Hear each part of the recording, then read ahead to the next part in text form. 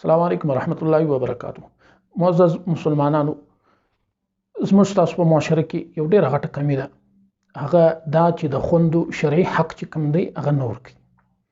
د مور د پلار د وفات بعد د هغو چې کوم جایداد دی په هغه کې د یوه ورور چې څومره حصه جوړیږي د هغومره حصه د دوو خوندو څخه جوړیږي.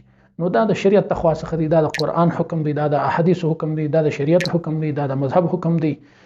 لیکن زموږ خلک پر دې باندې عمل نه کوي، بس صرف په دې باندې په نامه زما خور ده زما ورور دی، په دې باندې شریعت چې دی هغه موږ تاسو نه معافوي، بلکې شریعت وایي تاسو به د دې خپل حق ورکوئ چې کوم د شریعت تخوا څخه دی. خپله یوه روپۍ مه ورکوه، یوه هغه حق پوره کړه، بیا د هغه بعد چې تاسو څومره ښه کوئ سو هغه ستا جوانمردي او بهادري ده. لیکن زموږ معاشره کې یو بله کمی دا هم ده چې زموږ معاشره کې دا مشوره سوي دی، وایي ما ته خور حق را معاف کړي. دا بالکل کېدی نشي، دا ځان دوکه کول دي. دا رنګه دی لکه د یو چا حق چې په خاموشي باندې غلا کړي، هغه ډیر کمزوري تا ته غږ نشي کوي، ته دا وایي چې هغه را معاف کړي، یعنی غلا ده، ته هغه غلا ته د معافي غواړي.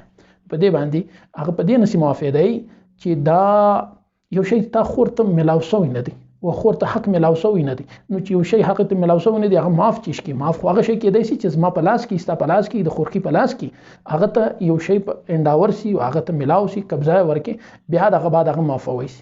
یو شی دغه لاس ته رسیدلی نه دی، دغه قبضه ته رسیدلی نه دی، هغه بالکل نسی معافی دی. لہذا که یو سړی په دې باندې ځان خطابه سي چې ما ته خور حق را معاف کړی دی، هغه دی بالکل په دوکه کې نه راځي، هغه دی نور صدقات خیراتونه د ثوابونه د هغه کارونه دی ور پریښني تر ګور اول کار دی دغه د فرض کار وکړي. که خور وای ما در معاف هم کوي ورته یا خوره د دې بغیر هم زه ستا ورور یم، ته یواره د خپل حق واخه، د هغه بعد بیا که زه ورور وم بیا به زه تا وساتم، بیا به زه د تا سره ښه وکړم، بیا به زه تا د خپل مور اولاد وبولم.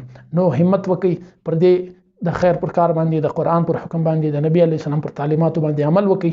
د نن څخه د الله څخه وغواړئ چې الله د خوندو حقوق ته مې پخه اراده کړې ده، یا الله ستا د بغیر ملګرتیا زه دا کار نسم کوی، یا الله ته مې ملګری سه. او د نن څخه د دې فکر شروع کړه، ان شاء الله الله پاک به داسې درته اسانه کړي. بیا به یو ورځ داسې راسي چې دومره خوشحالي او دومره سکون او دومره آرام به په د خپل رزق کې په د خپل کور او بچانو کې محسوسه چې تاسو تر تصور به هغه ډیر زیات لوړی. ولی تاسو د الله مدد وغوښتئ، د الله پر قرآن می عمل وکړئ، د الله د نبی پر تعلیم باندې تاسو خپل عمل وکړئ، کرده وای صلی الله علیه وسلم پر دې باندې عمل وکړئ او خپل ځان، خپل مال، خپل اولاد د بل د حق څخه وساتئ. السلام علیکم ورحمت